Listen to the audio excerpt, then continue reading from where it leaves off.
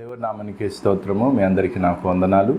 మరొకమారు దేవుని పాద సన్నిధికి విధంగా వచ్చి దేవుని స్తుతించడానికి, దేవుని వాక్యం నేర్చుకోవడానికి దేవుడు ఇచ్చిన అవకాశాన్ని బట్టి నేను దేవునికి వందనాలు చెల్లిస్తున్నాను. ముఖ్యంగా మరి కూడికను ఆరంభించడానికి ముందు చిన్న ప్రార్థన చేసుకుందాం. తర్వాత ఒక పాట పాడి తర్వాత వాక్యంలోకి వెళ్దాం. తండ్రి, నీకు వందనాలు, స్తోత్రాలు. మరొకసారి నీ సన్నిధికి వచ్చాం నాయన ప్రభు. మరి నిన్ను స్తుతించడంలో, నీ వాక్యం ధ్యానించడంలో మా అందరికీ నువ్వు సహాయం చేయి. వినే చెవులు, గ్రహించే మనస్సును ప్రతి ఒక్కరికి దయచేయి. ప్రతి ఆటంకాన్ని, అభ్యంతరాన్ని పారదోలమని, ప్రతి చీకటి శక్తుల ప్రభావం అటు క్రియలన్నిటిని లయపరచమని ప్రభు నీ కార్యం జరిగించమని ఈ యొక్క కూడికను ఘనంగా, జయప్రదంగా మొదటి నుంచి చివరి వరకు నీవే నడిపించి జరిగించి మహిమ ఘనత పొందుకు. మీ పిల్లల నన్ను కూడా నీ చేతికి అప్పగిస్తూ ప్రభు యేసుక్రీస్తు నామములో వేడుకొంచున్నాను తండ్రి, ఆమేన్. దేవుని యందు నిరీక్షణయుంచి ఆయనను స్తుతించు నా ప్రాణమా. దేవుని యందు నిరీక్షణయుంచి ఆయనను స్తుతించు నా ప్రాణమా. ఏ అపాయము రాకుండా నిన్ను దివారాత్రులు కాపాడువాడు.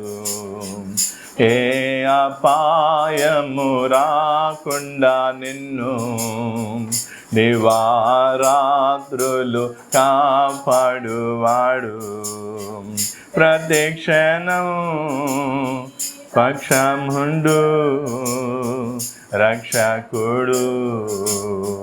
ప్రతిక్షణం పక్షముండు రక్షకుడు. దేవుని యందు నిరీక్షణయుంచి ఆయనను స్తుతించు ప్రాణమా. దేవుని యందు నిరీక్షణయుంచి ఆయనను స్తుతించు ప్రాణమా. చీకటిని వెలుగుగా చేసి ఆయనే నీ ముందు పోవువాడు. చీకటిని వెలుగుగా చేసి ఆయనే నీ ముందు పోవువాడు. జీవమగు మార్గమేసే సత్యమగు జీవమగు మార్గమేసే. దేవుని యందు నిరీక్షణయుంచి ఆయనను స్తుతించు నా ప్రాణమా. దేవుని యందు నిరీక్షణయుంచి ఆయనను స్తుతించు నా ప్రాణమా. తల్లి తన బిడ్డను మరచును, మరువడు నీ దేవుడు నిన్ను. తల్లి తన బిడ్డను మరచినను, మరువడు నీ దేవుడు నిన్ను. తల్లి కన్నా తండ్రి కన్నా ఉత్తముడు. తల్లి కన్నా తండ్రి కన్నా ఉత్తముడు. దేవుని యందు నిరీక్షణ ఆయనను స్తుతించు నా ప్రాణమా. దేవుని నిరీక్షణయుంచి ఆయనను స్తుతించు నా ప్రాణమా. నీకు సహాయము చేయువాడు, సదాదు కొనువాడు ఆయనే. నీకు సహాయము చేయువాడు, సదాదు కొనువాడు ఆయనే. ఆధారము ఆధారానా ఆయనలో, ఆధారము ఆధారానా ఆయనలో. దేవుని యందు నిరీక్షణ ఉంచి నా ప్రాణమా, దేవుని యందు నిరీక్షణ ఉంచి నీకు విరోధముగా రూపించిన ఏ విధాయుధమును వర్ధిల్లదు. నీకు విరోధముగా రూపించిన ఏ విధాయుధము వర్ధిల్లదు. శత్రువులు మిత్రులుగా మారుదురు, శత్రువులు మిత్రులుగా మారుదురు. దేవుని యందు నిరీక్షణ ఆయనే స్తుతించు నా ప్రాణమా, దేవుని యందు నిరీక్షణ ఉంచి ఆయనను స్తుతించు నా ప్రాణమా. పర్వతములు తొలగిపోయినను తన కృపా నిన్ను ఎన్నడు వీడదు. పర్వతములు తొలగిపోయినను తన కృపా నిన్ను ఎన్నడు. కనికరా సంపన్నుడు నా దేవుడు, కనికరా సంపన్నుడు నా దేవుడు. దేవుని యందు ఉంచి నన్ను స్తుతించు నా ప్రాణమా, దేవుని యందు ఆయనను స్తుతించు నా ప్రాణమా. స్తుతి మహిమలు నీకే ప్రభు, నిత్యము నిన్నే కొనియాడెదాం. స్తుతి మహిమలు నీకే ప్రభు, నిత్యము నిన్ను అడేదాం. హల్లెలూయా హల్లెలూయా హల్లెలూయా హల్లెలూయా హల్లెలూయా హల్లెలూయా. దేవుని యందు నిరీక్షణ ఆయనను స్తుతించు నా ప్రాణమా, దేవుని యందు నిరీక్షణ ఉంచి ఆయనను స్తుతించు. హల్లెలూయా. శుక్రవారం రోజు ఉపవాసం మీటింగ్లో మనము విశ్వాసంలో కొనసాగటం అనే విషయాన్ని మనం నేర్చుకుంటున్నా. ఆ మూల వాక్యము అంటే ఏ వాక్యము నుండి అయితే మనం ముందుకు వెళ్తున్నామో ఆ వాక్యం చదువుకొని మనం ముందుకు వెళ్దాం. అపోస్తల కార్యము 14వ అధ్యాయము 22వ వచనాన్ని చదువుతూ ఉన్నాను. శిష్యుల మనస్సులను దృఢపరిచి విశ్వాసమందు నిలకడగా ఉండవలననియు అనేక శ్రమలను అనుభవించి మనము దేవుని రాజ్యములో ప్రవేశింపవలననియు వారిని హెచ్చరించిరి. శిష్యుల మనస్సును దృఢపరిచి విశ్వాసములో నిలకడగా ఉండవలననియు అనేక శ్రమలు అనుభవించి మనము దేవుని రాజ్యములో ప్రవేశింపవలనని వారిని హెచ్చరించినట్టుగా పౌలు, మరి అపోస్తులుడైన పౌలు అక్కడ ఉన్నటువంటి శిష్యులను ఆ విధంగా హెచ్చరించి వారి మనస్సులను దృఢపరుస్తూ ఉన్నాడు. వారిని విశ్వాసంలో కొనసాగటానికి ప్రోత్సహిస్తూ ఉన్నాడు. అయితే ఈరోజు మనం అర్థం చేసుకోవాల్సిన విషయం ఏంటంటే, విశ్వాసంలో ముందుకు సాగటానికి, విశ్వాసంలో ముందుకు వెళ్ళాలంటే, విశ్వాసంలో కొనసాగాలంటే మన దృష్టి దేని మీద ఉండాలి, మన చూపు లేదా మన మనస్సు దేని మీద ఉండాలి. మనము చుట్టూ ఉన్న పరిస్థితులను చూస్తే మనం విశ్వాసంలో ముందుకు సాగలేం.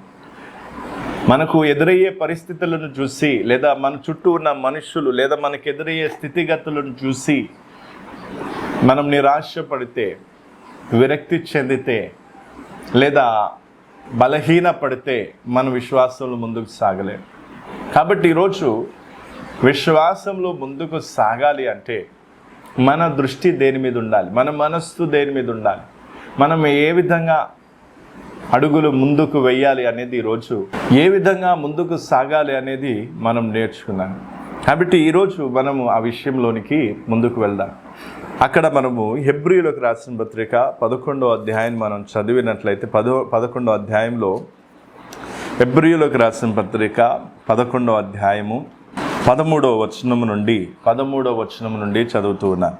వీరందరూ ఆ వాగ్దానముల ఫలము అనుభవింపకపోయినను దూరము నుండి చూచి వందనము చేసి తాము భూమి మీద పరదేశులమును యాత్రికులమునై ఉన్నామని ఒప్పుకొని విశ్వాసము గలవారే మృతి నొందిరి.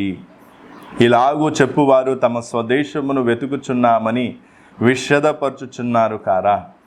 వారు ఏ దేశము నుండి వచ్చిరో ఆ దేశమును జ్ఞాపకం అందుంచుకున్న ఎడల్లా మరలా వెళ్ళుటకు వారికి వీలు కలిగి ఉండును. అయితే వారు మరీ శ్రేష్టమైన దేశమును అనగా పరలోక సంబంధమైన దేశమును కోరుచున్నారు. అందుచేత తాను వారి దేవుడనని అనిపించుకొనుటకు దేవుడు వారిని గూర్చి సిగ్గుపరడు. ఎలయనగా ఆయన వారి కొరకు ఒక పట్టణము సిద్ధపరిచి ఉన్నాడు. మనం విశ్వాసములో ముందుకు సాగాలి అంటే మన కోసము దేవుడు సిద్ధపరుస్తున్నటువంటి ఆ పట్టణాన్ని మనం చూడాలి. ఆ పట్టణాన్ని మనం ఎప్పుడైతే నిదానించి చూస్తామో అప్పుడు మన విశ్వాసం విశ్వాసంలో బలపడటమే కాకుండా ఈ మన చుట్టూ ఉన్న పరిస్థితులను బట్టి, మనకెదురయ్యే కష్టాలను బట్టి, వచ్చే హింసలను బట్టి, వచ్చే పరిస్థితులను బట్టి మనం నిరాశ చెందాం. అందుకే అక్కడ అపోస్తులుడైన పౌలు శిష్యులతో ఏమంటున్నాడంటే, ఇదిగో మీకు ఎదురయ్యే ఈ శ్రమలను చూసి మీరు నిరాశ పడకుండా మనం ప్రవేశించబోతున్న రాజ్యమును చూడమంటున్నాడు. అనేక శ్రమలు అనుభవించి మనం ఆ రాజ్యంలోనికి వెళ్ళాలి.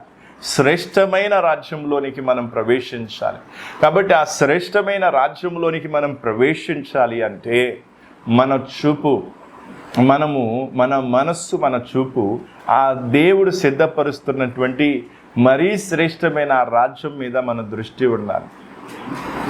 ఈరోజు చాలామంది విశ్వాసములు ఎందుకు బలహీనులైపోతారు, ఈ విశ్వాసము ఎందుకు కాపాడుకోలేకపోతారు, విశ్వాసములో నిలకడగా ఎందుకు ఉండలేకపోతారు, లేదా ఆ విశ్వాసములో కొనసాగలేకపోతారు. కారణం వారు చుట్టూ ఉన్న పరిస్థితులను చూస్తారు. వారికి ఎదురయ్యే శ్రమలు, వారికి ఎదురయ్యే హింసలు, వారికి ఎదురయ్యే ఆర్థిక ఇబ్బందులు, వాళ్ళకి ఎదురయ్యే అనారోగ్యాలు, వారికి ఎదురయ్యే బంధుమిత్రుల నుంచి వచ్చే హింసలు, రకరకాల పరిస్థితులను చూసి నిరాశ పడిపోతారు.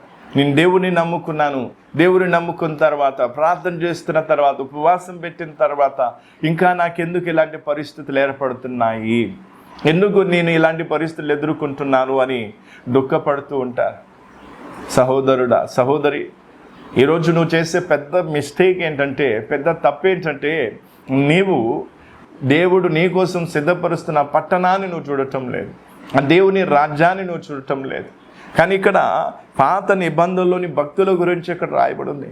పాత నిబంధనలో ఉన్నటువంటి భక్తులు అబ్రహాము కానీ, ఇస్సాకు కానీ, యాకోబు కానీ, ఇలా ఎంతోమంది భక్తులు వాగ్దానం చేసినటువంటి ఆ భూమిలో వాళ్ళు ఏం చేశారంటే పరదేశులుగా, యాత్రికులుగా ఉంటూ విశ్వాసము గల వారై మృతి పొందారు. వాళ్ళకి తెలుసు ఈ కానాను దేశమే శాశ్వతమైన దేశం కాదు, దీనికంటే ఒక శ్రేష్టమైన దేశాన్ని దేవుడు మా కోసం సిద్ధపరుస్తున్నాడనే సత్యాన్ని వాళ్ళు గ్రహించగలిగారు.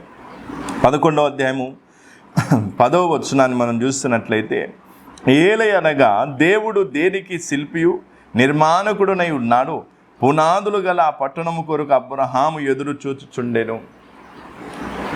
దేవుడు దేనికి శిల్పి నిర్మాణకుడై ఉన్నాడు? పునాదులు గల ఆ పట్టణాన్ని అబ్రహాము దానికోసం ఎదురు చూస్తూ ఉన్నాడు. కానాన్ దేశానికి వచ్చాడు. కానాన్ దేశంలో కుమారుని ఇస్సాకు యాకోబుతో పాటు గుడారంలో నివాసం చేస్తున్నప్పుడు నాకు ఈ కానాన్ దేశాన్ని దేవుడు ఇచ్చాడనేసి కానాన్ దేశంలో స్థిరపడటానికి లేదా కానాన్ దేశంలో ఉండిపోవడానికి ఆయన ప్రయత్నం చేయటం లేదు. కానీ ఆయన దేవునితో నడుస్తూ లేదా దేవునితో సహవాసం చేస్తూ ఆయనకు అర్థమైంది ఏంటంటే, ఈ కానాను దేశం కంటే మరీ శ్రేష్టమైన దేశం ఒకటి ఉంది, దానికి నిర్మాణకుడు, దానికి శిల్పి దేవుడే అనే సత్యాన్ని ఆయన గ్రహించాడు. పునాదులు గల పట్టణాన్ని గురించి ఆయన గ్రహించగలిగాడు.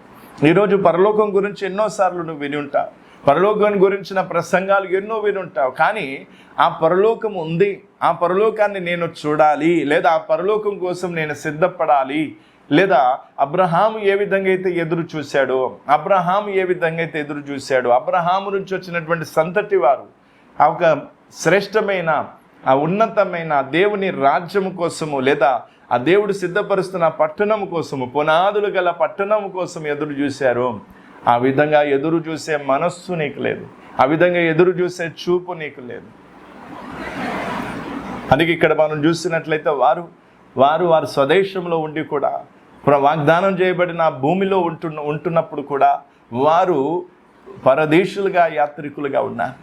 పరదేశులు యాత్రికులు అంటే అర్థమించి తాత్కాలికంగా కొన్నాళ్ళు ఉండటమే, ఇది నాది లేదా ఇది నా సొంతము, నా తర్వాత నా పిల్లలకి, తర్వాత వాళ్ళ పిల్లలకి అనుకుంటూ పేర్లు పెట్టుకొని లేదా ఆ స్థలాలను లేదా ఒక వస్తువుల మీద అధికారం చెలాయించేది పరదేశులు యాత్రికులు కాదు. పరదేశులు యాత్రికులు ఏం చేస్తారు? వారికి ఉన్నది వాడి వెళ్ళిపోయినప్పుడు దాన్ని విడిచి వెళ్ళిపోతారు.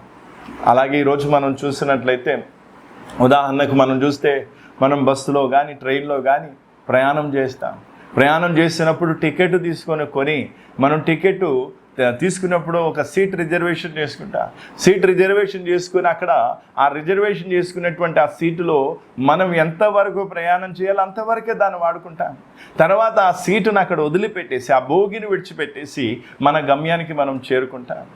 అలాగే ఈరోజు జీవితం కూడా అలాంటిదే. అలాగే ఈరోజు మనకి ఏవైతే ఉన్నాయో అవన్నీ కూడా మనం వాడుకోవడానికి దేవుడు ఇచ్చాడు. మన సొంతం అంటే అది నాది సొంతము, నేను దీన్ని విడిచిపెట్టను, ఇది నాకు సొంతము అనేసి దాన్ని పట్టుకొని దానితోనే కాలక్షేపం చేయడానికి దేవుడు వాటిని ఇవ్వలేదు. అది వాహనమే కావచ్చు, ఇల్లే కావచ్చు, బట్టలే కావచ్చు, లేదా ఉద్యోగమే కావచ్చు, లేదా పితరులు సంపాదించిన పాస్తులే కావచ్చు, ఏవైనా సరే అవన్నీ కూడా ఒక రిజర్వ్ చేసినటువంటి సీటును విడిచి ఏ విధంగా అయితే తిరిగి నీ ఇంటికి వస్తావో ఆ సీటు గురించి నువ్వు చింతించవు. అందులో ప్రయాణం చేసేంత వరకు, నువ్వు గమ్యస్థానానికి చేరుకునేంత వరకు ఆ సీటు నువ్వు వాడుకుంటా. నాది అనే అంతవరకే ఉంటుంది. అది ఎప్పుడైతే గమ్యం వచ్చేస్తున్నప్పుడు నువ్వు దాన్ని విడిచి వచ్చేస్తావు. అలాగే ఈరోజు మనం కూడా పరదేశులుగా యాత్రికులుగా ఉండవలసిన సమయం ఇది. పరదేశులుగా యాత్రికులుగా నీకు ఎన్ని ఉన్నా సరే అవి నావే కావు. ఇవి దేవుడు నన్ను ఈ భూమి మీద బ్రతికినంత కాలము వాడుకోవడానికి దేవుడు నాకు ఇచ్చాడు. అందుకే అంత పెద్ద కానాను దేశాన్ని, ఎంతో శ్రేష్టమైన పాలు తేనెలు ప్రవహిస్తున్నటువంటి ఆ దేశాన్ని అబ్రహాంకి దేవుడు ఇచ్చినప్పుడు ఆ దేశాన్ని చూసి మురిసిపోవలేదు, లేదా ఆ దేశాన్ని చూసి అతిశయించలేదు, ఆ దేశాన్ని చూసి గర్వించలేదు. నాకు చూడు ఎంత గొప్ప దేశాన్ని దేవుడు ఇచ్చాడు అనేసి ఆ దేశమును పట్టుకోలేదు, కానీ దేవుని పట్టుకున్నాడు. అందుకే అబ్రహాముని ఈ రోజు వరకు మన అబ్రహాం గురించి సాక్ష్యం చెప్పుకుంటున్నాం, అబ్రహాం గురించి బోధన వింటున్నాం. ఎందుకంటే అబ్రహాం చేసిన పని ఏంటంటే దేవుడిచ్చిన స్థలాన్ని పట్టుకోలేదు, దేవుడిచ్చిన ఆశీర్వాదాలను పట్టుకోలేదు, దేవుడిచ్చినటువంటి ఈ యొక్క దాసీలను కానీ లేదా ఈ యొక్క మందలను కానీ లేదా వీటిని పట్టుకొని అతిశయించలేదు. దేవుడు నాకు ఇది ఇచ్చాడు అని, నాకు నువ్వెన్ని ఇచ్చినా సరే దేవా నాకు నువ్వే కావాలని అబ్రహాము దేవుని మాత్రమే పట్టుకున్నాడు. అందుకే విశ్వాసం గలవారే మృతి పొందితిరి అనుంది. విశ్వాసము గలవారే ఏమయ్యారంటే మృతి నొందిరి. విశ్వాసం గలవారే. ఎందుకు వాళ్ళకున్న విశ్వాసం చచ్చేంత వరకు ఎందుకు ఉందో తెలుసా? ఎందుకంటే వారు దేవుని మీద ఉన్న దృష్టిని మళ్ళించలేదు. దేవుని మీద ఉన్న దృష్టిని వాళ్ళు మళ్ళించలేదు. దేవుడి మీద, దేవుడు ఇచ్చిన వాటి మీదకి తన దృష్టిని మళ్లించలేదు. దేవుడు నాకు ఇల్లునిచ్చాడు, దేవుడు నాకు బండినిచ్చాడు, దేవుడు నాకు ఉద్యోగాన్ని ఇచ్చాడని ఉద్యోగం మీద దృష్టో లేదా ఇల్లు మీద దృష్టో లేకపోతే ఇతర వాటి మీద దృష్టి వారు పెట్టలేదు. కానీ దుఃఖకరమైన విషయం ఏంటంటే ఈ రోజుల్లో విశ్వాసులు చేసే పని అది. దేవుడు ఏదన్నా ఇస్తే దానిని పట్టుకొని అతిశయిస్తారు కానీ, దానిని పట్టుకొని మురిసిపోతారే కానీ దేవుని పట్టుకోవాలనే జ్ఞానం, కనీస జ్ఞానం లేదు. కానీ అబ్రహాము చేసిన శ్రేష్టమైన పని, మెచ్చుకోదగిన పని, ఏమంటే ఆదర్శనీయంగా తీసుకోవాల్సిన పని ఏంటంటే అబ్రహాము కానాను దేశాన్ని పట్టుకోలేదు, దేవుడిచ్చినటువంటి ఆశీర్వాదాలను పట్టుకోలేదు. దేన్ని పట్టుకున్నాడు? దేవుడిని పట్టుకున్నాడు. చాలామంది అబ్రహాము వంటి ఆశీర్వాదాలు ప్రేమతో బిడ్డ, అబ్రహాముకు దేవుడిచ్చిన ఆశీర్వాదాల కంటే ఎన్నో రెట్ల ఆశీర్వాదం దేవుడు మనకి ఇవ్వాలనుకుంటున్నాడు. కానీ అది ఈ భూమి మీద కాదు. పరలోకానికి వెళ్ళినప్పుడు పరలోకంలో అబ్రహాము కంటే ఉన్నత స్థానంలో మనం ఉండే ధన్యతను దేవుడు ఇస్తూ ఉన్నాడు. ఈరోజు ఈ నశించిపోయే భూమి మీద నశించిపోయే వస్తువులను కోరుతున్న వారు అబ్రహాం వంటి అబ్రహాము ఆశీర్వాదాన్ని కోరలేదు. కానీ అబ్రహాం యొక్క నమ్మకత్వాన్ని దేవుడు చూసి అబ్రహాము నమ్ముకున్న దేవుడే నిజమైన దేవుడని ప్రపంచానికి తెలియజేయటం కోసము దేవుడు అబ్రహామును ఆశీర్వదించాడు. ఆ రోజుల్లో ఉన్నటువంటి నమ్మకం ఏంటంటే ఏ దేవుడైతే తమ భక్తుల్ని ధనవంతులు చేస్తాడో ఆ దేవుడే గొప్ప దేవుడు, ఆ దేవుడే నిజమైన దేవుడు అనే ఒక నమ్మకం ఆ రోజుల్లో ఉండేది. ఏ దేవుడైతే యుద్ధములో తమ ప్రజలకు జయాన్ని ఇస్తాడో ఆ దేవుడే గొప్ప దేవుడు అనేసి లేదా నిజమైన దేవుడు అనే ఒక అభిప్రాయం అనేది ఆ పాత నిబంధన కాలంలో ఉండేది. అన్య దేవతలు నమ్ముకున్న వారిలో అలాంటి అభిప్రాయం ఉండేది.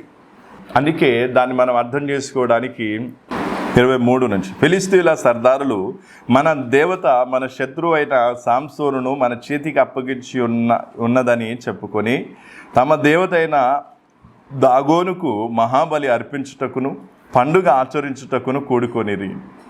జనులు సాంసోనును చూచినప్పుడు మన దేశమును పాడు చేసిన వాడును మనలో అనేకులను చంపిన వాడునైనా మన శత్రువుని మన దేవత మన చేతికి అప్పగించి ఉన్నదని చెప్పుకొనుచు తమ దేవతను స్తుతించిరి. ఈ వాక్యాన్ని బట్టి మనం చూస్తే ఆ రోజుల్లో వారికి ఉన్నటువంటి అభిప్రాయం ఏంటో అక్కడ తెలుస్తుంది. కాబట్టి అక్కడ ఉన్నటువంటి ప్రజలకు ఉన్నటువంటి అభిప్రాయం ఏంటంటే, ఒకటి, ఏ దేవత అయితే శక్తి గల దేవతో ఆ దేవత ఏం చేస్తుంది? తమ శత్రువులను తమ చేతికి అప్పగిస్తుంది అని ఒక అభిప్రాయం. లేదా ఏ దేవుడైతే శక్తి గల దేవుడు తన భక్తులను ధనవంతులుగా చేస్తాడని ఒక అభిప్రాయం ఆ రోజుల్లో ఉండేది. అందుకే దేవుడు అబ్రహాము ఆస్తిపాస్తులను కొరకపోయినా, ఆశీర్వాదాలను కొరకపోయినా, భూస్థలాలను కొరకపోయినా దేవుడు అబ్రహామును ఆశీర్వదించి ఇవన్నీ కూడా దాసాదాస్యులను కానీ లేదా ఎన్నో గొర్రెల మందలు లేకపోతే ఇలాంటి ఎన్నో మనం చూసినట్లయితే ఎన్నో విధాలుగా దేవుడు అబ్రహామును ఆశీర్వదించాడు. ఎందుకు ఆశీర్వదించాడు? అక్కడ చుట్టూ ఉన్న ప్రజలకు ఈ అబ్రహాము నమ్ముకున్న దేవుడే నిజ దేవుడు అనే విషయాన్ని తెలియజేయడానికి, అబ్రహాము నమ్ముకున్న దేవుడే నిజ దేవుడు అనే విషయాన్ని తెలియజేయటం కోసం వారికి అబ్రహాముకు దేవుడు ఆశీర్వాదాన్ని ఇచ్చాడు. కాబట్టి ఈరోజు మనం అర్థం చేసుకోవాల్సిన విషయం ఏంటంటే, ఆ రోజుల్లోని ప్రజల అభిప్రాయాలు వేరు, ఈ రోజులోని ప్రజల అభిప్రాయాలు వేరు.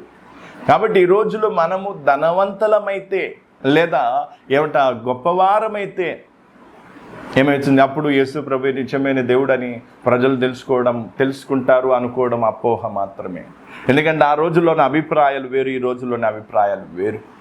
కాబట్టి ప్రేమైన దేవుని బిడ్డ, ఈరోజు నేను ఒకటే విషయాన్ని మీకు నొక్కి చెప్పేది ఏంటంటే, ఈ లోకములో మనం జీవిస్తున్నప్పుడు పరదేశులంగాను యాత్రికులంగా జీవించాలి. అది ఎప్పుడు సాధ్యము? మన కోసము దేవుడు సిద్ధపరుస్తున్న పట్టణం మీద మన దృష్టి నిలిపినప్పుడే అది సాధ్యమవుతుంది. అబ్రహాము పునాదులు గల పట్టణం మీద దృష్టి పెట్టాడు. అందుకే కానాను దేశాన్ని బట్టి అతిశయించలేదు, తనకిచ్చిన దేవుడిచ్చిన ఆశీర్వాదాలను బట్టి అతిశయించలేదు. అందుకే బైబిల్ ఎక్కడా కూడా అబ్రహాము దేవుని చేత ఆశీర్వదింపబడినందుకు అతిశయించినట్టుగా లేదా గర్వించినట్టుగా లేకపోతే ఇలాంటివి ఎక్కడా కూడా కనిపించడం లేదు. ఎలియాజరు మాత్రమే తన యజమానుడైన అబ్రహామును ఆదికాండం 24వ అధ్యాయంలో చూస్తే తన యజమానుడైన అబ్రహామును దేవుడు ఎంతగా ఆశీర్వదించాడని రెబెకా ఆ కుటుంబీకులకు చెప్తూ ఉంటాడు. కాబట్టి ఈరోజు ఒకటి గుర్తుపెట్టుకోవాల్సింది ఏంటంటే, విశ్వాసంలో ముందుకు కొనసాగాలంటే, విశ్వాస జీవితంలో ముందుకు వెళ్ళాలి అంటే నీకోసం సిద్ధపరుస్తున్నటువంటి పరలోక రాజ్యాన్ని చూడాలి. పరలోక రాజ్యాన్ని నువ్వు చూడాలి. పరలోక రాజ్యాన్ని నువ్వు చూస్తే నువ్వు ఈ లోకంలో పరదేశం అవుతావు, యాత్రికును అవుతావు. ఇవన్నీ ఉన్నా సరే దాని మీద నీ మనస్సు ఉండదు, కానీ దేవుని మీద నీకు మనస్సు ఉంటుంది. నేను దేవుని ఎప్పుడు చూచేదనా, లేదా నేను దేవుని ఎప్పుడు హత్తుకొనేదనా, లేదా దేవునితో ఎప్పుడు నేను ముఖాముఖిగా మాట్లాడేదనా అని ఇలాంటి ఒక వాంఛ నీలో ఉంటుంది. అనులారా దేవుని చూసి ఒక కోరిక నీలో ఉంటుంది. కానీ ఈరోజు చాలామంది ఈ యొక్క పరదేశులుగా, యాత్రికులుగా ఉండే జీవితాన్ని జీవించటం లేదు. ఎందుకంటే వారి మనస్సు, వారి హృదయము, వారి చూపు ఈ లోకంలో ఉన్న వస్తువుల మీద ఉండిపోయాయి. లోకంలో సుఖంగా బ్రతకాలి, యేసుక్రీస్తు నామములో ఆశీర్వాదాలు పొందుకోవాలి, ఉద్యోగాలు చేసుకోవాలి, ప్రమోషన్లు పొందుకోవాలి, లేదా భార్య పిల్లలు బాగుండాలి, బంధుమిత్రులు బాగుండాలి, అందరూ బాగుండాలి, నేనేం కావాలి, ఎంతో ఉన్నత స్థాయికి రావాలి, ధనము సంపాదించాలి, పేరు సంపాదించాలి, ఇలాంటి అభిప్రాయాలు కలిగి జీవిస్తూ ఉన్నాను. అందుకే అలాంటి వారు విశ్వాసములు ముందుకు సాగలేకపోతూ ఉన్నారు. వారి విశ్వాసాన్ని వారు నెమ్మదిగా కోల్పోతూ ఉన్నారు. అవిశ్వాసాన్ని, అల్ప విశ్వాసాన్ని వారు కలిగి ఉంటున్నారు. అందుకే ఈరోజు నువ్వు అర్థం చేసుకోవాల్సిన విషయం ఏంటంటే, విశ్వాసములో ముందుకు సాగాలంటే నీకు వచ్చే శ్రమలు కాదు నువ్వు చూడాల్సింది, నీకు వచ్చే హింసలు కాదు నువ్వు చూడాల్సింది, నీకు ఎదురయ్యే రోగాలు కాదు నువ్వు చూడాల్సింది, లేదా వచ్చే పరిస్థితులను కాదు నువ్వు చూడాల్సింది, కానీ నీకోసం సిద్ధపరుస్తున్న ఒక శ్రేష్టమైన పట్టణాన్ని నువ్వు చూడాలి. దేవుడు నిన్ను ప్రేమించి శాశ్వతమైన, నిత్యమైన, యుగాలు లయము కాని ఒక పట్టణాన్ని దేవుడు మన కోసము లేదా నీ కోసము సిద్ధపరుస్తూ ఉన్నాడు. ఆ సిద్ధపరుస్తున్న పట్టణాన్ని నువ్వు చూడాలి, కానీ ఆ సిద్ధపరుస్తున్న పట్టణం కోసం నువ్వు సిద్ధపడాలి. కానీ ఈ లోకంలో ఉన్న వాటి కోసం నువ్వు తాపత్రయపడితే నువ్వు విశ్వాసాన్ని కాపాడుకోలేవు. అందుకే విశ్వాసాన్ని గురించి పౌలు ఎంతో చక్కగా విశ్వాసము నుంచి ఎలా తొలగిపోతామో హెచ్చరిస్తూ ఉన్నాడు. 1 తిమోతి 6వ అధ్యాయము 9 నుంచి, ధనవంతులగుటకు ఆపేక్షించు వారు శోధనలోను, ఊరిలోను, అవివేకయుక్తములను, హానికరములైన అనేక దురాశల్లోనూ పడుదురు. అట్టివి మనుషులను నష్టములోను, నాశనములోను ముంచివేను. ఎందుకనగా ధనాపేక్ష సమస్తమైన కీడులకు మూలం. కొందరు దానిని ఆశించి విశ్వాసము నుండి తొలగిపోయి నానా బాధలతో తమను తామే పొడుచుకొని. అంటే ఈ ధనవంతులగుటకు కొందరు ఆశిస్తూ ఉన్నారు. కొంతమంది బయటపడరు. తమలో ధనాపేక్ష లేదా ధనవంతులు కావాలనే కోరిక చాలా మందిలో ఉంటుంది. ధనవంతులు కావాలనే అభిలాష, ఒక వాంఛ అనేక మందిలో ఉంటుంది. అందుకే డబ్బులు దాస్తారు. అందుకే రహస్యంగా అబద్ధాలు చెప్పి, మోసాలు చేసి, లేదా అన్యాయంగా, అక్రమంగా డబ్బులు సంపాదించడానికి ప్రయత్నిస్తారు. ఆ సంపాదించిన డబ్బు ఖర్చు పెట్టకుండా దాచి, డబ్బులు లేవని బొంకి అబద్ధాలు చెప్పి మోసాలు చేస్తూ ఉంటారు. కాబట్టి అనేక మందిలో ఈ ధనవంతులగుటకు ఆశ ఉంది. ధనవంతులు కావాలని ఆశ. అబ్రహాములో ధనవంతుడు కావాలని ఆశ లేదు, కాబట్టి విశ్వాసం గలవాడై మృతి పొందాడు. ఇస్సాకులో ధనవంతుడు కావాలని ఆశ లేదు. యాకోబులో ధనవంతుడు కావాలని ఆశ లేదు. అందుకే అక్కడ ఏముంది, వారి దేవుడినని దేవుడు చెప్పుకున్నటకు సిగ్గుపడటంట. అందుకే అబ్రహాం, ఇస్సాకు, యాకోబు దేవుడను ఏమని చెప్తున్నా, అబ్రహాం, ఇస్సాకు, యాకోబు దేవుడనని చెప్పుకుంటున్నాడు. ఈరోజు నీ దేవునిగా, అవును నేను పలానా వ్యక్తి దేవుడనని దేవుడు అతిశయంతో, ఆనందముతో చెప్పాలి అంటే నీలో ఈ సుమంతా కూడా ధనాపేక్ష ఉండొద్దు. ఈ ధనాపేక్షకులు ఈ లోకంలో లేదా సంఘములో అధికులైపోయారు.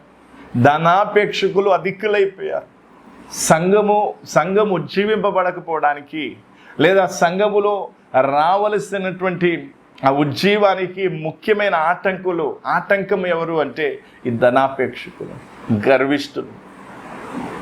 కాబట్టి ఈరోజు అర్థం చేసుకోవాల్సిన విషయం ఏంటి, అబ్రహాము ఏ విధంగా అయితే ధనాపేక్షకు చోటు ఇవ్వలేదు, ఆస్తిపాస్తులను పట్టుకోలేదు, కానీ దేవుణ్ణి పట్టుకున్నాడు.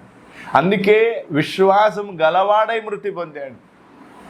ఈరోజు నువ్వు బ్రతికున్నావు, కానీ నీలో ఏ విశ్వాసం లేదు. ఈరోజు నువ్వు బ్రతికే ఉన్నావు, నువ్వు సజీవంగానే ఉన్నావు, నువ్వు బ్రతికే ఉన్నావు, కానీ నీలో విశ్వాసం లేదు.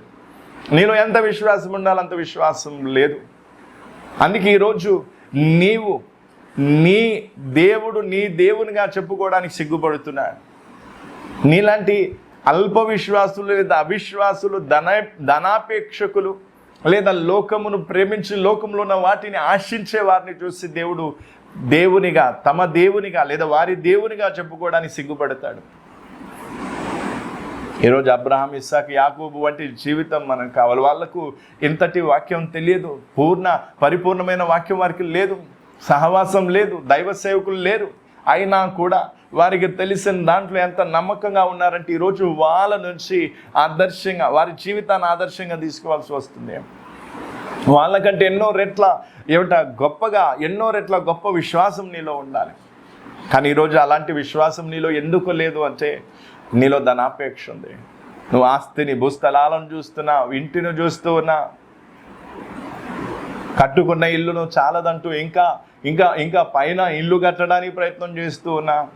దానికి ఎన్నో కారణాలు, డబ్బులు బ్యాంకులో దాయటానికి ఎన్నో కారణాలు. ఏదో విధంగా అంటే వడ్డీకి డబ్బులు ఇవ్వటం కూడా, వడ్డీకి డబ్బులు ఇస్తారు రహస్యంగా. ఒక క్రైస్తవుడు వడ్డీ వ్యాపారం చేయొద్దు. వాక్యంలో తేటగా రాస్తుంది, వడ్డీకి డబ్బులు ఎవరైతే ఇస్తారో వాళ్ళు మరణానికి పాత్రలని రాస్తుంది.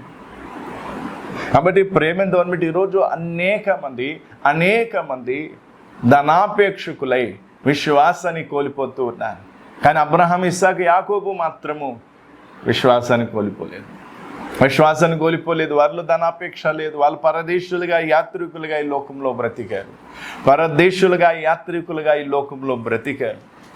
మరీ శ్రేష్టమైన దేవుని రాజ్యం కొరకు వారి కోసం సిద్ధపరుస్తున్న ఒక పట్టణం కోసం వారు ఎదురు చూశారు. అలాంటి శ్రేష్టమైన విశ్వాసంతో కూడిన జీవితాన్ని నువ్వు జీవించాలనేదే దేవుని చిత్తం. ఈరోజు మీలోని అనేక మంది ధనాపేక్షకులై దేవుని అందు ఎంత విశ్వాసం ఉండాలి అంత విశ్వాసం లేదు. అనేక మంది దేవుని వాడుకుంటున్నారు మాత్రమే. అబ్రహాములాగా దేవుని ప్రేమించడం లేదు, దేవుని హత్తుకోవటం లేదు, దేవుని మార్గంలో నడవటం లేదు, దేవునితో సహవాసం చేయటం లేదు. కానీ వాళ్ళ అవసరాల కోసం దేవుని వాడుకుంటున్నారు. వాళ్ళ కష్టాలు వచ్చినప్పుడు దేవా దేవా అంటారు, రోగాలు వచ్చినప్పుడు దేవుడా దేవుడా అంటారు, ఏదైనా పని జరగాల్సి వస్తే అప్పుడు దేవుడా దేవుడా అని బుద్ధిగా ప్రవర్తిస్తారు. వాళ్ళ పని అయిపోయినప్పుడు, వాళ్ళ రోగాలు పోయినప్పుడు, వారికి సంపూర్ణ ఆరోగ్యం వచ్చినప్పుడు, వారికి ఏదైతే జరగాలి ఆ పని జరిగిందనుకో అప్పుడు దేవుని గుర్తు చేసుకోరు, దేవుని మర్చిపోతారు, దేవుని నిర్లక్ష్యం చేస్తారు, దేవుని సన్నిధిని నిర్లక్ష్యం చేస్తారు. ఇలాంటి వారు పరలోక రాజ్యానికి అర్హులు కాదు. దేవుడు ఏ పట్టణాన్ని అయితే సిద్ధపరుస్తున్నాడో ఆ పట్టణంలో ఉండటానికి యోగ్యులు కాదు ఇలాంటి వారు. అందుకే ఈరోజు నీవు గుర్తుపెట్టుకోవాల్సింది, నేను పరదేశిగా, యాత్రికునిగా ఎప్పుడు ఈ లోకములో నువ్వు ఉండగలుగుతావు? పరదేశిగా, యాత్రికునిగా ఎప్పుడు ఈ లోకంలో నువ్వు ఉండగలుగుతావు? ఎప్పుడైతే నువ్వు పరలోక రాజ్యాన్ని చూస్తావు. అందుకే అక్కడ మనం చూస్తున్నట్లయితే అబ్రహాం ఏం చేస్తూ ఉన్నాడు? శిల్పియు నిర్మాణకుడైన, అంటే ఏ పట్టణానికైతే దేవుడే శిల్పి నిర్మాణకుడై ఉన్నాడు ఆ పట్టణాన్ని చూస్తూ ఉన్నాడంట. ఆ పట్టణం కోసం ఎదురు చూస్తూ ఉన్నాడు. ఆ పట్టణం కావాలి నాకు, ఈ భూలోకంలో ఉండే కానాను దేశం నాకు వద్దు, ఈ కానాను దేశం నాకు దీనికంటే శ్రేష్టమైన దేశం ఒకటి ఉందనే సత్యాన్ని గ్రహించాడు. అలాగే ఈరోజు ఈ లోకంలో, ఈ భూమి మీద దేవుడు నిన్ను స్థిరపరచడానికో లేదా నిన్ను ఆశీర్వదించడానికో, లేదా ఈ లోకంలో నిన్ను నశించిపోయి ఈ లోకంలో దేవుడు నిన్ను కూడా నాశనం చేయడానికి దేవుడు ఇష్టపడటం లేదు. నిన్ను తన రాజ్యంలోనికి చేర్చుకోవాలనుకుంటున్నాను. తన రాజ్యంలో నీవు కూడా అబ్రహాం, ఇస్సాకు, యాకోబులతో పాటు నువ్వు కూడా ఉండాలని దేవుడు ఆశపడుతూ ఉన్నాడు. అందుకే ప్రేమతో ఈరోజు మనం అర్థం చేసుకోవాల్సిన విషయం, పరదేశులంగా, యాత్రికులంగా ఈ లోకంలో ఉండాలి. నీకెంత జ్ఞానం ఉన్నా, నీకెంత చదువు ఉన్నా, నీకెంత పదవి ఉన్నా, ఎంతటి ఉన్నత స్థానంలో ఉన్నా, నీకు ఫ్యామిలీ బ్యాక్గ్రౌండ్ ఎంత పెద్దదైనా, లేదా నీకున్న ఆస్తిపాస్తులు ఎంత ఎకరాల కొద్ది ఆస్తి నీకున్నా సరే, అవి నేను పరలోకానికి చేర్చు. విశ్వాసమే నేను పరలోకానికి చేరుస్తుంది. విశ్వాసమే పరలోకానికి చేరుస్తుంది. అందుకే ఆయన ఏమంటున్నాడు, అపోస్తులైన పౌలు ఏమంటున్నాడు, విశ్వాసములో నిలకడగా ఉండి, లేదా విశ్వాసం కాపాడుకుంటూ ఏం చేయాలంటే అనేక శ్రమలు అనుభవిస్తూ పరలోక రాజ్యంలో ప్రవేశించాలి. విశ్వాసం లేకపోతే పరలోక రాజ్యంలో ప్రవేశించలేము. విశ్వాసం లేకుండా పరలోక రాజ్యంలో ప్రవేశించలేము. అందుకే బైబిల్ గ్రంథాన్ని అంతటిని పరిశీలిస్తే ముఖ్యంగా విశ్వాసానికి ప్రాధాన్యతనివ్వటం జరిగింది. ఈరోజు నీకున్న విశ్వాసం, ఎంత విశ్వాసం ఉంది నీలో, ఎంత విశ్వాసం ఉంది? విశ్వాసం అంటే దేవుడు కార్యం చేస్తాడని కాదు. దేవుడు కార్యం చేస్తాడు, దేవుడు సమస్తము చేయగలడు, దేవుడు ఇది చేస్తాడు, దేవుడు అది చేస్తాడు. చేసేసిన తర్వాత దేవుడు చేసిన మేలులు మర్చిపోవడం కాదు. విశ్వాస జీవితం అది కాదు. విశ్వాసం గలవారు ఈ లోకంలో పరదేశులుగా, యాత్రికులుగా ఉంటారు. ఎన్ని ఉన్నా కూడా లేనట్టుగా ఉంటారు. ఏదైనా సరే ఇది నాది కాదు, నా సొంతం అంటూ ఒకటి ఉందంటే అది దేవుడు మాత్రమే. దేవునికి నేను సొంతము, లేదా దేవుడు నాకు సొంతమై ఉన్నాను. అందుకే అక్కడ వాక్యంలో ఏముంది, మీరు మీ సొత్తు కాదు, విలువ పెట్టి కొనబడ్డారు. నేను దేవుని సొత్తును, దేవుడు నా ప్రియుడు అంటే దేవుని బట్టి అతిశయించేవారు, దేవుని బట్టి ఆనందించేవారే నిజమైన విశ్వాసులు. అందుకే ఈరోజు అనేక మందిలో ఆ విశ్వాసం లేని కారణం బట్టి పరదేశులుగా, యాత్రికులుగా బ్రతకటం లేదు. ఈ లోకములో ఉండి కూడా ఉండనట్టుగా, అన్నీ ఉన్నా కూడా లేనట్టుగా, ఇది నాది కాదు అంటూ ఒక శ్రేష్టమైన విశ్వాస జీవితాన్ని జీవించినట్లయితే పరలోక రాజ్యంలోనికి నువ్వు ప్రవేశించగలుగుతా. అందుకే అబ్రహాం ఒకసారి ఆ వచనాన్ని, హెబ్రీయులకు రాసిన పత్రిక ఆ వచనాన్ని కూడా చదివి, హెబ్రీయులకు రాసిన పత్రిక 11వ అధ్యాయము 16వ వచనం.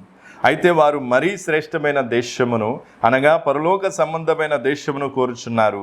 అందుచేత తాను వారి దేవుడనని అనిపించుకొనుటకు దేవుడు వారిని గూర్చి సిగ్గుపడడు. తాను వారి దేవుడనని అనిపించుకొనుటకు ఏం కాదంట, దేవుడు సిగ్గుపడ్డాడు.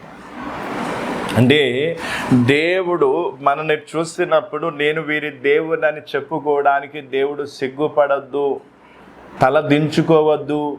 అట్టి శ్రేష్టమైన, అట్టి గొప్ప విశ్వాసంతో కూడిన జీవితాన్ని జీవించాలి.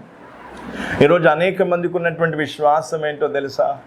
ఈ లోకంలో కావలసినవన్నీ దేవుడు ఇస్తాడు అనే విశ్వాసం వారికి ఉంటుంది. ఒక రకంగా చూస్తే చాలా మందిలో ఉన్న విశ్వాసం కాదు, అది స్వార్థం. విశ్వాసం అంటే అదృశ్యమైన వాటిని, లేదా నిరీక్షింపబడినవి ఉన్నవి అనటానికి, అదృశ్యమైన వాటి మీద అదృశ్యమైన వాటిని నిదానించి చూడటం అనేది విశ్వాసం. కానీ ఈరోజు చాలామంది స్వార్థానికి విశ్వాసం అని పేరు పెట్టేసి, అందుకే వీళ్ళు ఏమంటారు, నాకు ఇది కావాలి, నాకు అది కావాలి, నాకు ఇది కావాలంటే దేవుని పేరు మీద ఉపవాసాలు పెట్టి యేసుక్రీస్తు నామములో అన్నీ అడిగి వాటిని పొందుకోవడానికి ప్రయత్నం చేస్తా. ఒకవేళ నీకున్న విశ్వాసం అయితే ఈరోజు అబ్రహాం, ఇస్సాకు, యాకోబుకి ఉన్నటువంటి విశ్వాసం, మరి దాన్ని ఏమంటారు? ఏది సరి అయిన విశ్వాసం ఈరోజు నువ్వు ఆలోచించు. అందుకే ప్రేమైన దేవుని ఈరోజు విశ్వాస జీవితంలో నువ్వు ముందుకు సాగవలసిన అవసరం ఉంది. నీకు ఎన్ని ఉన్నా సరే వాటన్నిటిని విడిచిపెట్టి పరలోక రాజ్యములో దేవునితో పాటు ఉండుటకు నువ్వు సిద్ధపడాల్సిన అవసరం ఉంది.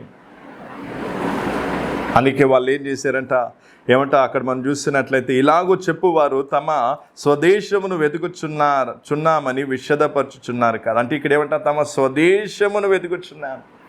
స్వదేశం అంటే ఏంటి? పరలోక రాజ్యముని స్వదేశము.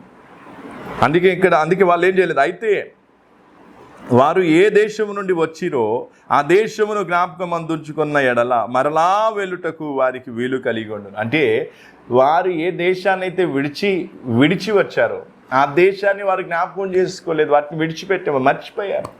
ఏమనంట, మాకు మా స్వదేశం కావాలి. స్వదేశం ఏంటి? మన స్వదేశం ఏంటి? పరలోక రాజ్యం, నిత్య నివాసము, పరలోక రాజ్యం. ఇదంతా కూడా మనం ఈ లోకములు యాత్రికులం, పరదేశులం. పరీక్ష లేదా దేవుడు పెట్టే పరీక్షలు, వచ్చే శోధనలో, వచ్చే శ్రమల్లో, వచ్చే పరిస్థితుల్లో మనము జగించిన వారమై, నిలిచిన వారమై, దేవుడు మన కోసం సిద్ధపరిచే పట్టణములోనికి ప్రవేశించవలసిన వారమై ఉన్నాం. కానీ ఈరోజు అనేక మంది ఇలాంటి విశ్వాసం లేదు. అబ్రహాం, ఇస్సాకు, యాకోబులకు ఉన్నటువంటి విశ్వాసం లేదు. అందుకే వారు తమ జీవితాన్ని, వారి యొక్క తమ జీవితంలో వాళ్ళు విఫలమైపోతున్నారు దేవునితో నడవటంలో. అందుకే డబ్బుకి ఇచ్చిన ప్రాధాన్యత దేవునికి ఇవ్వరు, శరీర సుఖానికి ఇచ్చే ప్రాధాన్యత దేవునికి ఇవ్వరు, ఆస్తిపాస్తులకు ఇచ్చిన ప్రాధాన్యత దేవునికి ఇవ్వరు. నీలాంటి విశ్వాసులు ఉన్నందుకు ఒక పాస్టర్ సిగ్గుతో తలదించుకోవాల్సి వస్తుంది. నీలాంటి విశ్వాసులు ఉన్నందుకు నీవు నమ్ముకున్న దేవుడు ఈరోజు తలదించుకోవాల్సి వస్తుంది. కానీ అబ్రహాం, ఇస్సాకు, యాకోబుల జీవితాన్ని చూసినప్పుడు దేవుడు సిగ్గుపడలేదు, తల ఎత్తుకున్నాడు. ఇదిగో అబ్రహాము, ఇస్సాకు, యాకోబు దేవుడనని అతిశయంతో ఆనందంతో చెప్పుకున్నాను. అందుకే ప్రేమను దోన్మిటి ఈరోజు దేవుని ప్రేమను బట్టి నేను మిమ్మల్ని బ్రతిమలాడుతున్నా.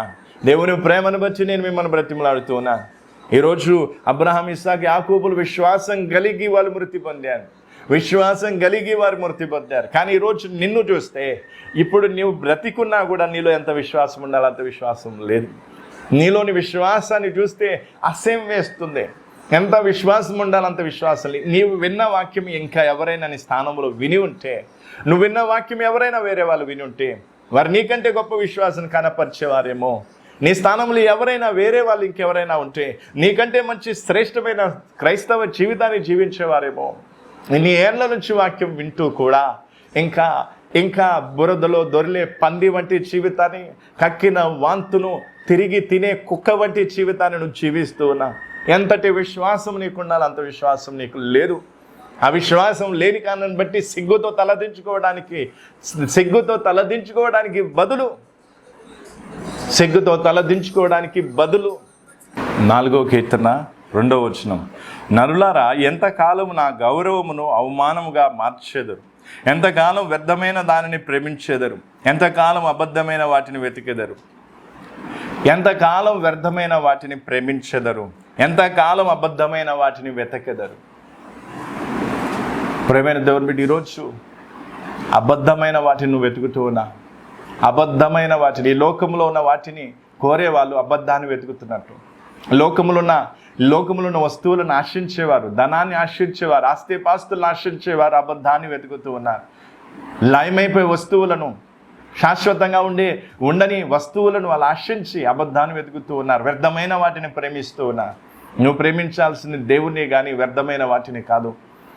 దేవుని గౌరవాన్ని అవమానంగా మారుస్తూ ఉన్నా.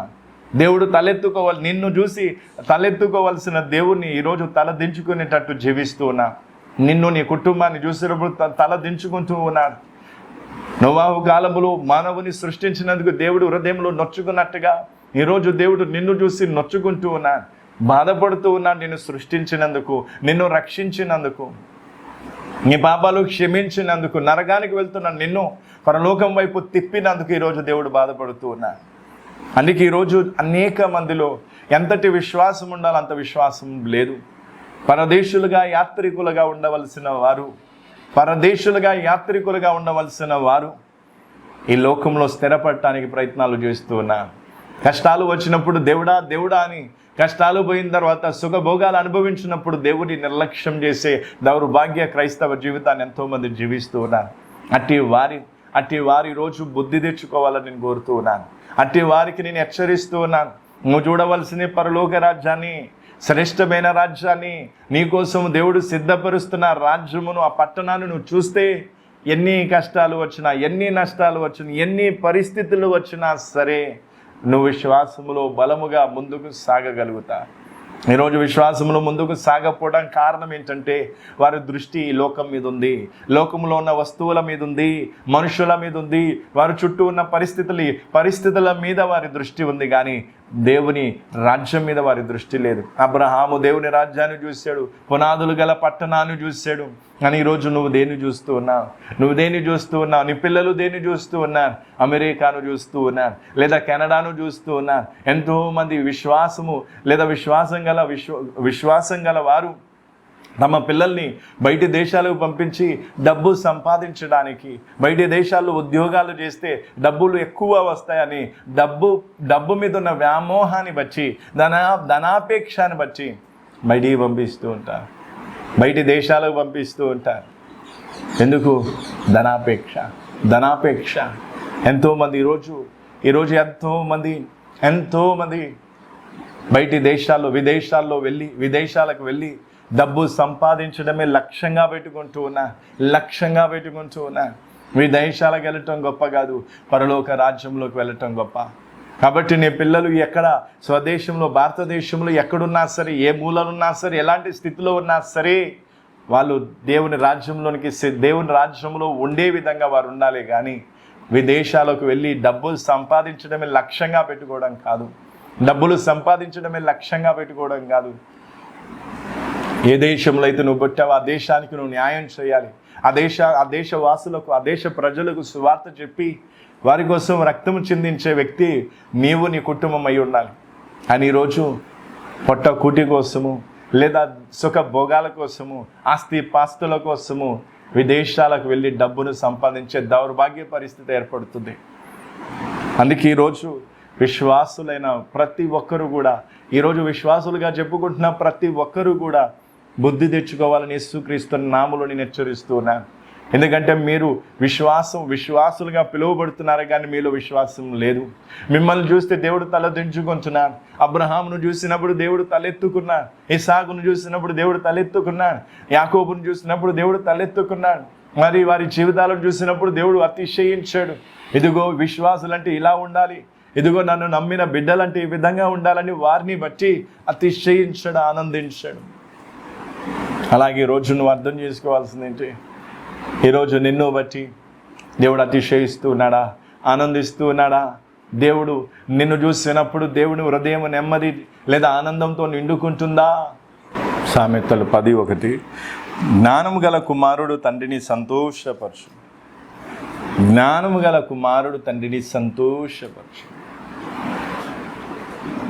నీకు దేవుని వాక్యాన్ని గురించిన జ్ఞానం ఉంటే, నీలో విశ్వాసం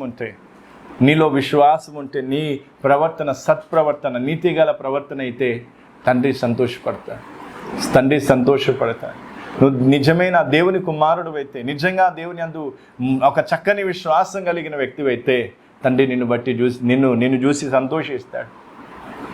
కాబట్టి తండ్రి నిన్ను బట్టి సంతోషించాలి అంటే, ఆనందించాలి అంటే, నువ్వు దేవుని వాక్య జ్ఞానం కలిగి, విశ్వాసం కలిగి, విశ్వాస జీవితంలో ముందుకు వెళ్తున్నప్పుడు తండ్రి సంతోషిస్తాడు. కాబట్టి ప్రేమ దోన్మిటి చివరి దినాల్లో మనం ఉంటుండగా, అంతే దినాలలో మనం ఉంటుండగా, విశ్వాసము లేని జీవితాన్ని ఎంతకాలం అని జీవిస్తా? ఈ వ్యర్థమైన జీవితాన్ని ఎంతకాలం అని జీవిస్తా? ఈ ధనాపేక్షతో కూడిన జీవితాన్ని ఎంతకాలం అని జీవిస్తా? నువ్వు సంపాదించింది చాలదా? నువ్వు చచ్చేంతవరకు సంపాదిస్తావా? లోకమంతా సంపాదించి తన ప్రాణాన్ని కోల్పోతే, తన ప్రాణాన్ని పోగొట్టుకుంటే వానికి ఏం ప్రయోజనం అని యేసుప్రభు అడిగిన మాటని గుర్తుకు లేదా? లోకంలో ఉన్న వస్తువులను సంపాదించడానికి, అందుకే వేలు సంపాదించడానికి, లక్షలు సంపాదించడానికి, కోట్లు సంపాదించడానికి ప్రయత్నాలు చేస్తున్నారే కానీ తమ ప్రాణాన్ని సంపాదించుకోవడానికి ప్రయత్నం చేయటం లేదు. ఈ లోకంలో పరదేశులుగా యాత్రికులుగా ఉండటానికి బదులు లోకంలో స్థిరపడాలని ఒక దురాభిమానము, ఒక దురాశ కలిగి ఉంటున్నారు. అందుకే ఇలాంటి వారిని బట్టి ఈరోజు దుఃఖపడుతున్నాడు దేవుడు. ఈరోజు దేవుడు దుఃఖపడుతున్నాడు. సంతోషించాల్సిన తండ్రి దుఃఖముతో తలదించుకుంటూ ఉన్నారు. అబ్రహాం, ఇస్సాకు, యాకోబు లాంటి వ్యక్తులు ఎక్కడ కనిపిస్తారా అని దేవుడు చూస్తూ ఉన్నాడు. ప్రతి గ్రామంలో, ప్రతి పట్టణంలో, ప్రతి ఒక్క రాష్ట్రంలో లేదా ప్రతి దేశంలో, ప్రపంచవ్యాప్తంగా దేవుని కన్ను చూస్తూ ఉంది. ఎక్కడ అబ్రహాము వంటి వారు నాకు ఎదురవుతారు, ఎక్కడ ఇస్సాకు వంటి వారు ఎదురవుతారు, ఎక్కడ యాకోబు వంటి వారు ఎదురవుతారని ఎదురు చూస్తూ ఉన్నారు. అలాగే ఈరోజు నిన్ను చూసిన దేవుడు దుఃఖపడుతున్నాడని సత్యాన్ని గుర్తెరుగు. ధనాపేక్షకులారా, ఇన్నాళ్ళు మీరు సంపాదించింది చాలదా? డబ్బును ప్రేమించేవారులారా, వ్యర్థమైన వాటిని ప్రేమించేవారులారా, ఇన్నాళ్ళు సంపాదించింది చాలదా? మీ ఆస్తిపాస్తులు మీకు సరిపోవా? చచ్చేంత వరకు మీరు తిని లేదా బ్రతకటానికి, కడుపు నింపుకోవడానికి, తల దాచుకోవడానికి నీ ఆస్తిపాస్తులు సరిపోవా? ఇంకా ఏమి సంపాదిద్దామని? యేసుక్రీస్తుని ఎరగనప్పుడు నువ్వు డబ్బును సంపాదించడానికి నువ్వు పరుగులు తీసావు. దాంట్లో ఒక అర్థం ఉంది. ఎందుకంటే నీకు సత్యం తెలియదు కాబట్టి. లోకములో సంపాదిస్తేనే పేరు ప్రఖ్యాతం ఉంటుంది లేదా సుఖం ఉంటుందని ఒక అజ్ఞానములో, అవివేకములో ఉన్నావు. అప్పుడు పరిగెత్తావు. దానికి అర్థం ఉంది. సత్యం తెలుసుకున్న తర్వాత కూడా, నిజం తెలిసిన తర్వాత కూడా, యేసుక్రీస్తుని ఎరిగిన తర్వాత కూడా, బాప్టిజం తీసుకున్న తర్వాత కూడా, సంఘములో సహవాసం చేస్తున్న తర్వాత కూడా ఇంకా ఏమి సంపాదిద్దామని పరుగులు తీస్తూ ఉన్నా. సంపాదించడం తప్పు కాదు, కానీ ధనాపేక్షతో సంపాదించడం తప్పు. కష్టపడమని వాక్యంలో దేవుడు చెప్తూ ఉన్నాడు. కష్టపడమంటున్నాడు, కానీ ధనాపేక్షతో కష్టపడమనటం లేదు. దేవుని సన్నిధిని నిర్లక్ష్యం చేసి కష్టపడి డబ్బును సంపాదించమని చెప్పటం, విశ్వాసాన్ని విడిచి. అందుకే ధనాపేక్ష ఎవరిలో అయితే ఉంటుందో వారు విశ్వాసము నుండి తొలగిపోతారని వాక్యం హెచ్చరిస్తుంది. నానా బాధల చేత తమను తాము పొడుచుకుంటారని వాక్యం హెచ్చరిస్తుంది. కాబట్టి ఇంకా ఇంత మంచిగా, ఇంత ప్రేమగా చెప్పిన తర్వాత కూడా నువ్వు వినకపోతే మాత్రం నానా బాధలు నీ కోసం ఎదురు చూస్తున్నా. విశ్వాసం నుండి తొలగిపోయే జీవితాన్ని నువ్వు జీవిస్తా. విశ్వాసం నుండి తొలగిపోయే జీవితం. అందుకే ధనాపేక్ష అతి ప్రమాదకరమైంది. అబ్రహాంలో ధనాపేక్ష లేదు, ఇస్సాకులో ధనాపేక్ష లేదు, యాకోబులో ధనాపేక్ష లేదు. అందుకే వారు ఏం చేశారు? నమ్మిన దేవుని వెంబడించారు. దేవుడు తలెత్తుకునే విధంగా వారు జీవించారు. దేవుడు తలెత్తుకునే విధంగా. అందుకే వారు మృతులైనప్పుడు, వారు చచ్చినప్పుడు వారిలో విశ్వాసం మెండుగా ఉంది. విశ్వాసం గలవారై మృతి పొందారని వాక్యం సెలవిస్తుంది. కానీ ఈరోజు నువ్వు బతికున్నా ఏమి లాభం? నీలో ఎంత విశ్వాసం ఉండాలో అంత విశ్వాసం ఇప్పుడే లేనప్పుడు, నువ్వు చచ్చేసరికి, నీ ప్రాణం పోయేసరికి ఉన్న విశ్వాసం కూడా ఉంటుందో అది కూడా పోతుందో తెలియదు. అంతటి దౌర్భాగ్య జీవితాన్ని నువ్వు జీవిస్తూ ఉన్నావు. అంతటి నిత్యమైన జీవితాన్ని నువ్వు జీవిస్తూ ఉన్నావు. డబ్బు కోసం దేవుని విడిచిపెట్టే మూర్ఖులు ఈరోజు అధికులైపోయారు. క్రైస్తవ లోకంలో ఎక్కువైపోయారు. లోకంలో ఉన్న వారికి సత్యం తెలియదు కాబట్టి, శ్రేష్టమైన దేశం ఒకటి ఉందనే సత్యం తెలియదు కాబట్టి, వారికి నిజం తెలియని కారణాన్ని బట్టి అబద్ధాన్ని వెతుకుతూ ఉన్నారు. కానీ ఈరోజు నీకు సత్యం తెలిసిన తర్వాత కూడా నువ్వు అబద్ధాన్ని వెతుకుతూ ఉన్నావు. దేవుని ప్రేమని ఎరిగిన తర్వాత కూడా వ్యర్థమైన వాటిని ప్రేమిస్తూ ఉన్నావు. డబ్బును ప్రేమిస్తూ ఉన్నావు, ఆస్తిపాస్తుల్ని ప్రేమిస్తున్నావు, సుఖ భోగాల్ని ప్రేమిస్తూ ఉన్నావు. అందుకే ఇలాంటి వారు క్రైస్తవ లోకంలో ఉన్న కారణాన్ని బట్టి దేవునికి అవమానమే ఎదురవుతుంది. అందుకే దేవుడు అడుగుతున్నాడు, ఎంత కాలమని, నరులారా ఎంత కాలమని నా గౌరవాన్ని అవమానపరచెదరు? దేవునికి రావాల్సిన ఘనతను, దేవునికి రావాల్సిన మహిమను, దేవునికి రావాల్సిన గౌరవాన్ని అవమానంగా మారుస్తూ ఉన్నారు. క్రైస్తవులు అంటే ఇలా ఉంటారా అని అన్యులు ముక్కు మీద వేలేసుకుంటూ ఉన్నారు. క్రైస్తవులు అంటే ఇదేనా అని అన్యులు ముక్కు మీద వేలేసుకుంటూ ఉన్నారు. సత్యం తెలియని వారైనా తమ దేవతల కోసం రోషం కలిగి బతుకుతున్నారు. ఈరోజు నీకు సత్యం తెలిసి ఏమీ లాభం? డబ్బు కోసం బ్రతుకుతూ ఉన్నా, సుఖం కోసం బ్రతుకుతూ ఉన్నా, లోకంలో ఏదో సంపాదించాలి, సాధించాలని. ఎవరి కోసమా అంటే నా కోసం కాదు, నా వయసు అయిపోయింది, ఇంకా నేనేం తింటాను, ఇంకా నేనేం సంపాదిస్తానని పిల్లల పేర్లు చెప్పి సంపాదించడానికి పోతున్నా.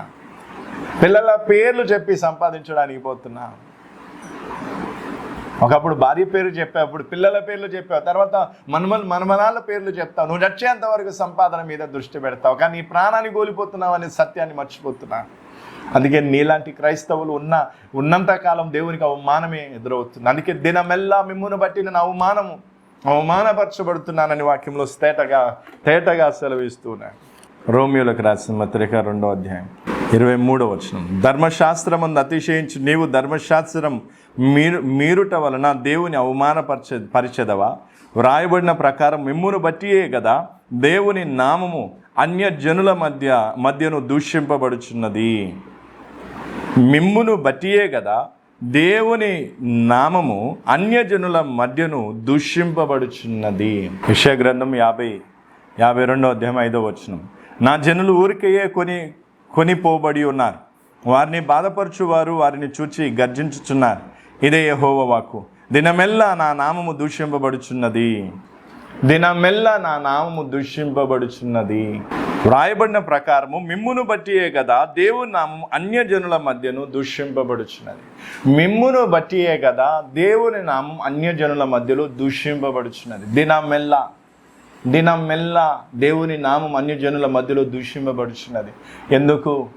ఎందుకంటే వాళ్ళు డబ్బు కోసం ప్రాకులాడుతుంటే నువ్వు డబ్బు కోసం ప్రాకులాడుతున్నావు. వారు ఈ లోకంలో స్థిరపడటానికి ప్రయత్నం చేస్తే నువ్వు ఈ లోకంలో పరదేశిగా యాత్రికునిగా ఉండాల్సిన నీవు ఈ లోకంలో స్థిరపడటానికి ప్రయత్నం చేస్తూ ఉన్నావు. అందుకే ఈరోజు నీ నామాన్ని, దేవుని నామము నిన్ను బట్టి గౌరవించి, లేదా నిన్ను బట్టి దేవునికి గౌరవం, ఘనత, మహిమ రావటానికి బదులు అవమానం వస్తుంది.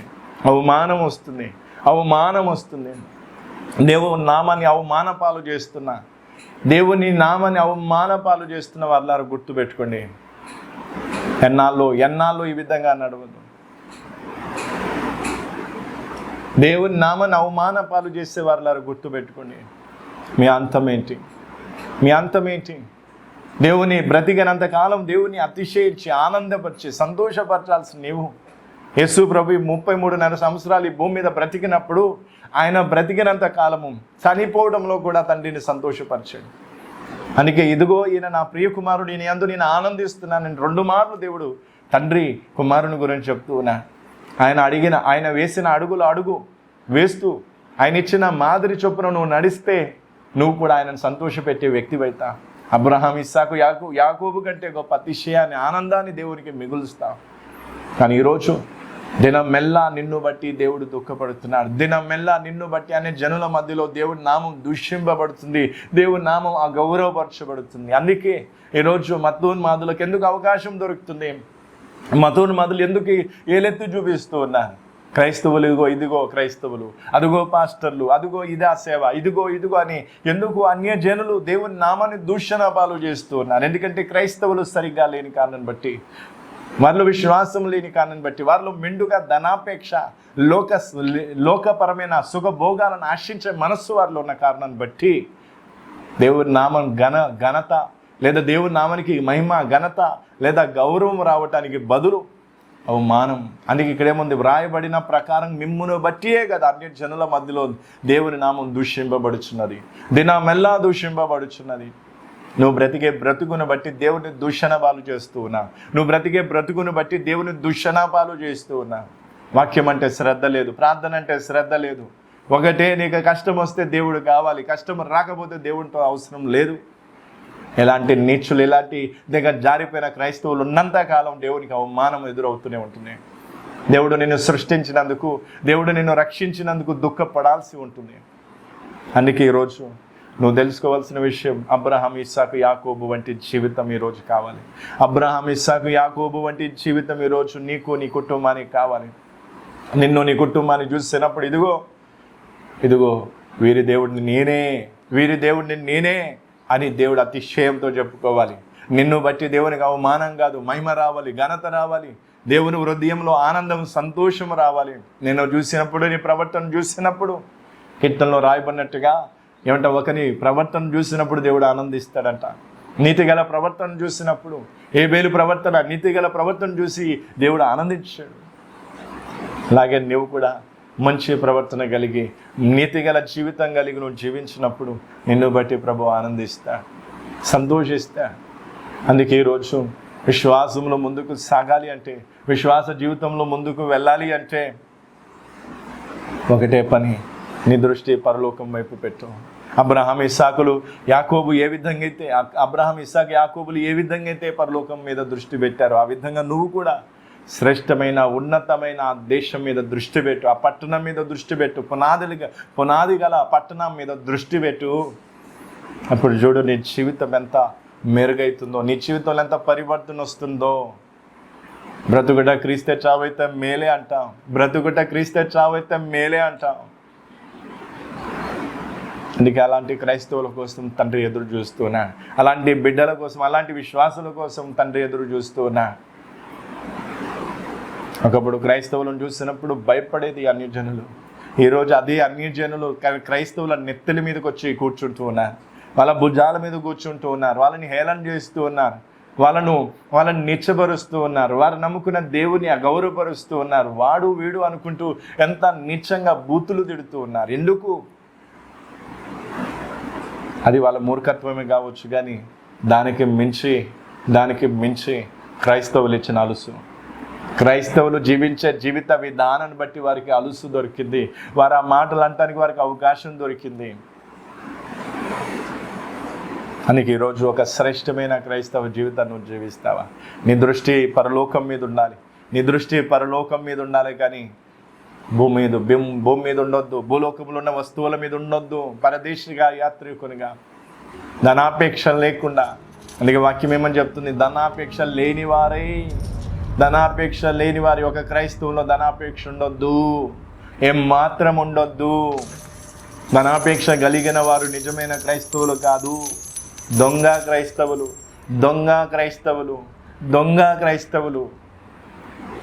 మోసగాళ్ళు. క్రైస్తవత్వాన్ని నిందల పాలు చేయడానికి, దేవుని నామాన్ని దూషణ పాలు చేయడానికి వచ్చిన తోడేళ్ళు, గొర్రె చర్మము కప్పుకున్నటువంటి తోడేళ్ళు. అందుకే ఈరోజు నువ్వు డబ్బును ప్రేమిస్తూ ఉన్నావా? దేవుని ప్రేమిస్తూ ఉన్నావా? దేవుని ప్రేమించే వ్యక్తి అయితే దేవుని కోసం, నిన్ను ప్రేమించి నీ కోసం కడుతున్న ఆ పట్టణాన్ని చూస్తా. కానీ వ్యర్థమైన వాటిని ప్రేమించవు, అబద్ధమైన వాటిని వెతకవు. దేవునికి చెందవలసిన మహిమ, ఘనత, గౌరవాన్ని అవమానపాలు చేయవు.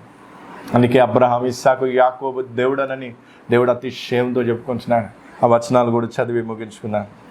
నిర్గమాకాండం 3వ అధ్యాయము 6వ వచనం.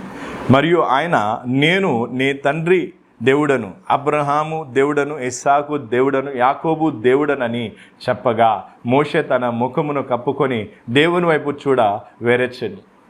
ఇక్కడ మోషేకు దేవుడు ప్రత్యక్షమైనప్పుడు దేవుడు ఏమని చెప్తున్నాడు? అబ్రహాము దేవుడని, ఇస్సాకు దేవుడని, యాకోబు దేవుడని అంటున్నాడు. కాబట్టి ఎంత అతిశయంతో, ఎంత ఆనందంతో చెప్తుంటాడు దేవుడు. అలాగే ఈరోజు నిన్ను కూడా నీ పేరుని తీసుకుని చెప్పాలి. ఇదిగో పలానా వ్యక్తికి నేను దేవుడనని దేవుడు చెప్పుకునే స్థాయిలో మనం ఉండాలి.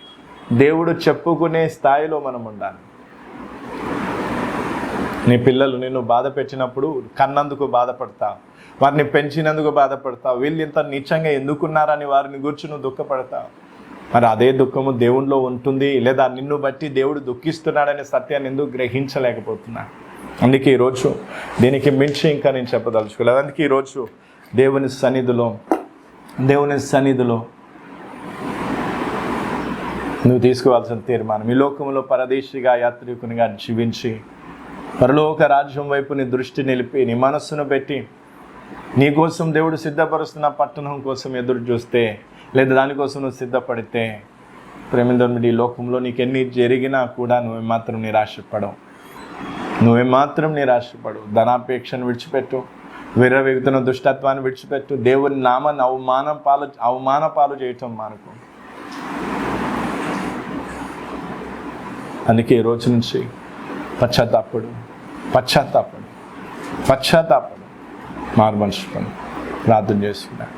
పరిశుద్ధుడా తండ్రి, నీకు వందనాలు. చిన్న మాటలు ఒక్కొక్కరి హృదయాల్లో నీరు కట్టి ఫలింపచ్చున్నా. ప్రభు యేసుక్రీస్తు నామములో అడిగి వేడుకొంచున్నాను తండ్రి, ఆమేన్. ప్రభు యేసుక్రీస్తు కృప, దేవుని ప్రేమ, పరిశుద్ధాత్మక సహవాసం మనందరికీ సదాకాలం తోడే ఉండును గాక. ఆమేన్.